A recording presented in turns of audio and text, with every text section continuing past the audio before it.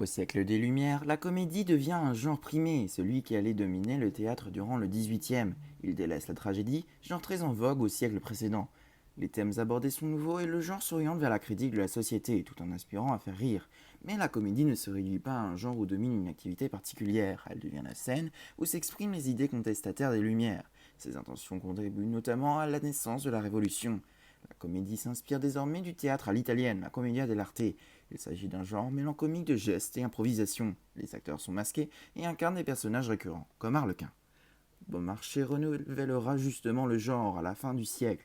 De 1775 à 1792, il publie une trilogie mettant en scène la famille Almaviva. Beaumarchais montre premièrement au théâtre Le Barbier de Séville, une étincelante comédie d'intrigue. En 1784, quelques années avant la Révolution, a lieu la première représentation du mariage de Figaro, suite du Barbier de Séville. Elle aura été censurée pendant 6 ans par le roi. Elle fut donc fort attendue du public et ce fut un triomphe. La pièce met en scène le personnage principal de Figaro, valet de brouillard, qui conteste le pouvoir de son maître. Il incarne ainsi les idées révolutionnaires en dénonçant les privilèges de l'aristocratie. Les rideaux s'ouvrent et c'est alors qu'accompagné de Suzanne, Figaro prend les dimensions d'une pièce, à demi démeublée. Le dialogue des deux serviteurs nous informe sur le mariage imminent du couple. Cette scène met en place l'action et dessine les traits des personnages. L'avènement du mariage sera contrecarré par le comte Almaviva, qui convoite sa jeune domestique et délaisse son épouse. S'ensuit un enchevêtrement de conflits d'intérêts, faisant osciller la pièce entre drame et comédie. On repère également de nombreuses intrigues secondaires.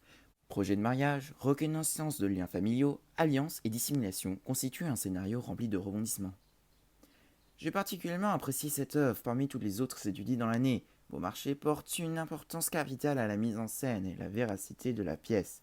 En effet, le dramaturge a pris soin de rédiger de nombreuses indications scénaristiques. Elles sont prolongées tout au long de la pièce par les nombreuses didascalies qui stipulent le placement des comédiens, leur déplacement, leur gestuelle, leur tonalité de voix, la disposition du décor ou encore la circulation des accessoires. Cela montre bien que le texte est destiné à devenir spectacle. Le mariage de Figaro fait beaucoup attention aux ressorts dramatiques et à la symbolique des accessoires comme le ruban, l'épingle, le chapeau virginal et autres. Je caractériserai l'œuvre comme un spectacle réjouissant pour le spectateur, et c'est ce que j'apprécie beaucoup. De plus, les comiques marchent particulièrement bien, on repère tous ces types, le comique de gestes, de mots, de caractères et de situations. De nombreuses méprises et quiproquos tiennent en haleine le spectateur aux dépens des personnages. Le mariage de Figaro est alors un spectacle riche en surprises qui distrait le lecteur et le fait réfléchir en même temps.